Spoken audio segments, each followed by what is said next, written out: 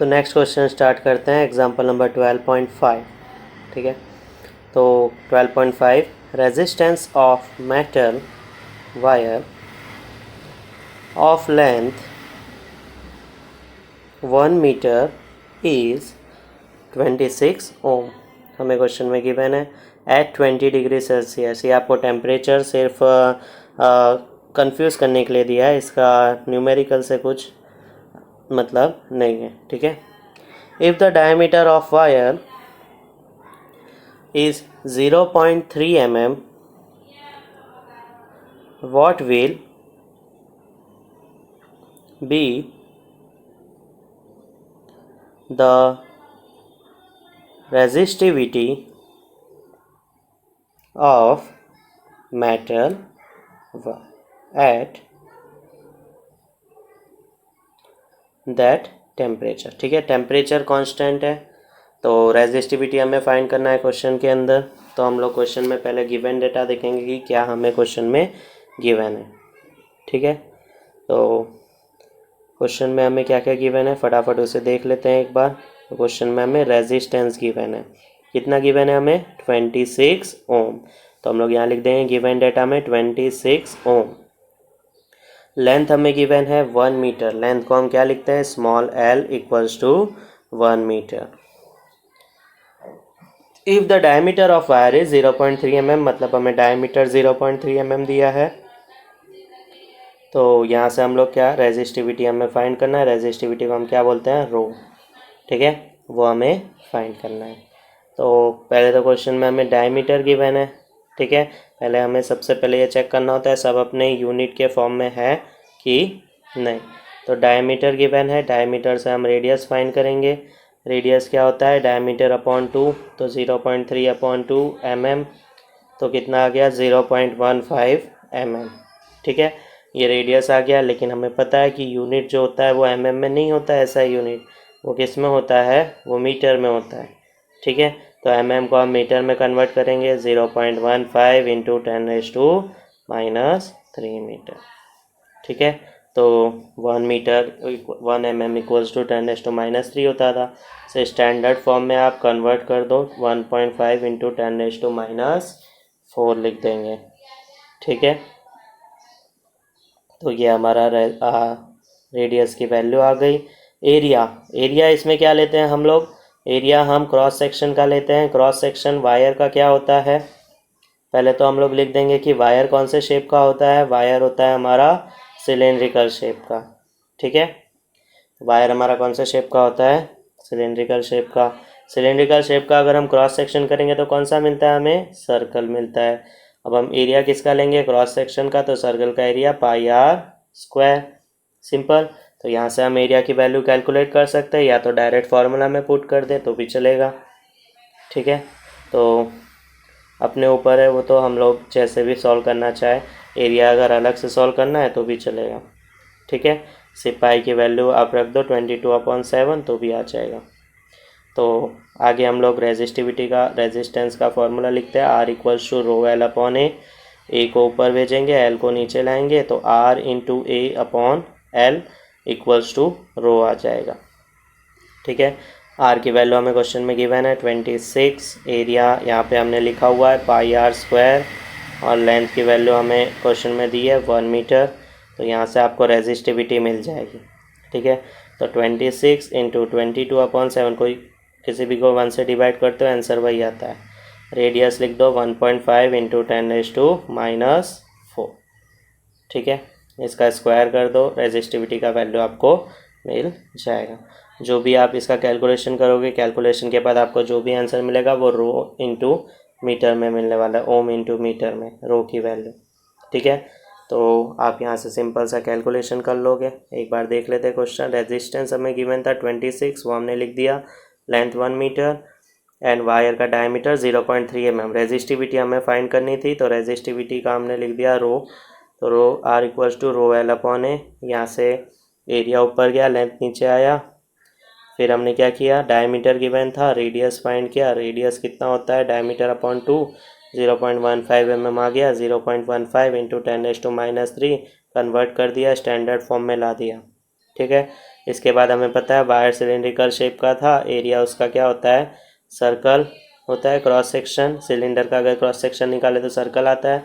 वहाँ से हम लोग ने क्या किया, एरिया की वैल्यू कैलकुलेट कर ली पाई आर स्क्वायर से। ठीक है, आप चाहो तो यहाँ पे सेपरेटली एरिया कैलकुलेट कर सकते हो या तो डायरेक्ट फार्मूला में पुट कर दो तो भी चलेगा। तो आर की वैल्यू हमने पुट की 26, एरिया पाई आर स्क्वायर, ये हमने वैल्यू सारी पुट की और फाइनल आंसर हमारा आ जाएगा यहाँ पे। ठीक है, तो यहाँ से हम लोग resistivity of any material find कर सकते हैं। नेक्स्ट क्वेश्चन पे जाते हैं। एग्जांपल नंबर 12.6 बहुत ही इंपॉर्टेंट है क्वेश्चन, ध्यान से देखो। अ 4 ohm resistance wire is doubled. तो एक 4 ohm रेजिस्टेंस वायर है, उसको क्या कर रहे हैं हम लोग, डबल कर रहे हैं। ठीक है, on it calculate the new resistance of the wire. ठीक है, तो यहाँ पे सिंपल सा अगर आप देखोगे तो आपको ऐसा दिखेगा डायरेक्ट। अगर आप रीड करोगे कि 4 ohm रेजिस्टेंस है, उसको हमने डबल कर दिया तो इसमें क्या नहीं आता, 4 का डबल कर दो 8 आ जाएगा। ठीक है, लेकिन ऐसा नहीं है, ध्यान से हमें देखना है। 4 ohm resistance wire is doubled on it. ठीक है, वायर को डबल किया है, जो भी वायर होगा ना उसको डबल किया है, तो ऑन इट पे ज़्यादा फोकस रखना। जो मैंने अंडरलाइन किया है देखो, 4 ohm resistance wire is doubled on it. ठीक है, तो 4 ohm वाला रेजिस्टेंस वाला वायर था, उसको हमने डबल किया है। ठीक है, तो वो चीज़ हमें ध्यान से देखनी होती है। ठीक है, तो वायर को हमें डबल करना है, रेजिस्टेंस को डबल नहीं करना है। तो रेजिस्टेंस कितना आएगा अगर हम वायर को डबल कर दे तो वो चीज़ हमें देखनी है। ठीक है, तो उसके लिए एक वायर में लेता हूँ। ये वायर की सपोज़ कोई भी लेंथ होगी, इसे मैंने क्या किया, फोल्ड कर दिया, इसे मैंने डबल कर दिया। तो दिखा आपको डबल कैसे करना है। ये वायर को जब मैं डबल कर दूंगा तो इस पर क्या इफ़ेक्ट आने वाला है, इसका लेंथ की वैल्यू क्या हो सकती है, आप ध्यान से देखो। ये रहा वायर, इसका सपोज़ कोई भी लेंथ था, इसे मैंने डबल कर दिया। ठीक है, एक के ऊपर एक ओवरलैप कर दिया वायर को, तो इसका नया लेंथ क्या आ सकता है, ध्यान से देखो। एरिया और लेंथ पे क्या इफ़ेक्ट आएगा, देखो मैंने इसको डबल कर दिया। अब यहाँ से बताओ एरिया और लेंथ पे क्या इफ़ेक्ट आ सकता है, बहुत ही सिंपल सा है। ठीक है, तो देखते हैं हम लोग लेंथ पे क्या इफ़ेक्ट आएगा। सपोज पहले लेंथ जो था एल था, तो न्यू लेंथ कितना आएगा, राइट, न्यू लेंथ कितना आएगा, L/2। लेंथ आपकी हाफ हो जा रही है, जो भी वायर का पहले लेंथ था उसका क्या हो जा रहा था, वो हाफ। ठीक है, अब हम लोग दूसरे किस पे डिपेंड करता है, रेजिस्टेंस, एरिया पे। तो एरिया हम लोग देखते हैं, सपोज पहले एरिया ए था, इसको हमने अब डबल कर दिया। ठीक है, ये देखो वायर है, इसका एरिया ए था, क्रॉस सेक्शन एरिया हम लोग देखते हैं, ध्यान से देखना। तो इधर आप साइड से देखोगे तो क्रॉस सेक्शन दिखेगा। अब इसको आप यहाँ से डबल कर दोगे। ठीक है, एरिया आपने क्या कर दिया, डबल। तो यहाँ से आप टॉप पोर्शन से देखोगे तो एरिया क्या हो जा रहा है आपका, डबल हो जा रहा है। क्रॉस सेक्शन आप जब कट करोगे ना तो आपको 2 वायर कट करने पड़ेंगे। तो 2 वायर का एरिया देखो, मैं पेन से आपको समझाता हूँ। पहले एक ही पेन था हमारे पास, ठीक है, एक ही वायर था। अब इसको आपने क्या किया, फोल्ड कर दिया। इसका टॉप पोर्शन देखोगे तो आपको एक ही एरिया मिलेगा। ठीक है, एरिया ए। ऐसे ही सिमिलरली आप अगर दूसरा पेन लोगे तो उसका आपका एरिया क्या हो जाएगा, डबल हो जाएगा। तो इसलिए हमारा जब वायर को हम लोग डबल करते हैं, क्रॉस सेक्शन कट करेंगे, तो हमें 2 सर्कल से डील करना पड़ेगा। तो pi r square plus pi r square 2πr² हो जाता है। तो नया एरिया क्या आ गया, 2a आ गया। ठीक है, बहुत ही सिंपल सा था ये। तो लेंथ की value L, new length L/2, area A, new area अपना कितना आ गया, 2a। ठीक है, काफ़ी सिंपल सा था। न्यू लेंथ हाफ हो जाती है और एरिया क्या हो जाता है, डबल हो जाता है, अगर हम कोई भी वायर को क्या करते हैं, डबल करते हैं तब। ठीक है, तो अगर हम MCQ मेथड देखें तो वहाँ से भी हमें क्लियर हो जाएगा। ये हमारा एरिया जो है वो न्यू एरिया, ये हमें ध्यान रखना है। ठीक है, पुराना एरिया नहीं है, ये हमारा न्यू एरिया है। ठीक है, तो रेजिस्टेंस हमें फाइंड करना है, तो फटाफट हम फार्मूला में वैल्यू पुट करेंगे और फार्मूला फाइंड कर देंगे। ठीक है, तो फर्स्ट केस देखो, R = ρ L/A हमने कंसिडर किया। यहाँ से हम रेजिस्टिविटी फाइंड करेंगे। ठीक है। आर की वैल्यू हमें 4 गिवन है, रेजिस्टिविटी रो, लेंथ की वैल्यू एल, ए की वैल्यू ए, तो रेजिस्टिविटी में ए ऊपर जाएगा एल नीचे आएगा, 4 into A upon L equals to rho resistivity. ठीक है। रेजिस्टिविटी चेंज नहीं होता है मटेरियल के अंदर, वो हमें ध्यान रखना है। मटेरियल सेम है तो रेजिस्टिविटी भी चेंज नहीं होगा, तो हम न्यू रेजिस्टेंस आर डैश लेते हैं, रो की वैल्यू चेंज नहीं होगी, एल डैश अपॉन ए डैश, एल डैश हमारा कितना है, एल अपॉन 2 है, एरिया की वैल्यू कितनी है, एरिया की वैल्यू है 2a, तो आर डैश आ जाएगा। ठीक है। उसके बाद R dash equals to rho L upon 4a। ठीक है, रो एल अपॉन 4a, सिंपल। तो यहाँ से हम रो की वैल्यू फर्स्ट इक्वेशन से पुट कर देंगे फटाफट। तो रो की वैल्यू कितनी आएगी, रो की वैल्यू आएगी 4 इंटू ए अपॉन एल। ठीक है, और रिमेनिंग क्या बचा, एल अपॉन 4a बचा है, ध्यान से देखना, एल अपॉन 4a बचा है। ठीक है, ध्यान से देखो, रो की वैल्यू हमने पुट की है और रिमेनिंग क्या बचा है, एल अपॉन 4a बचा है, तो वो मैंने लिख दिया। रो की वैल्यू हमने कहाँ से पुट किया है, रो की वैल्यू हमने इक्वेशन नंबर 1 से पुट की। इक्वेशन 1 दे दो फटाफट।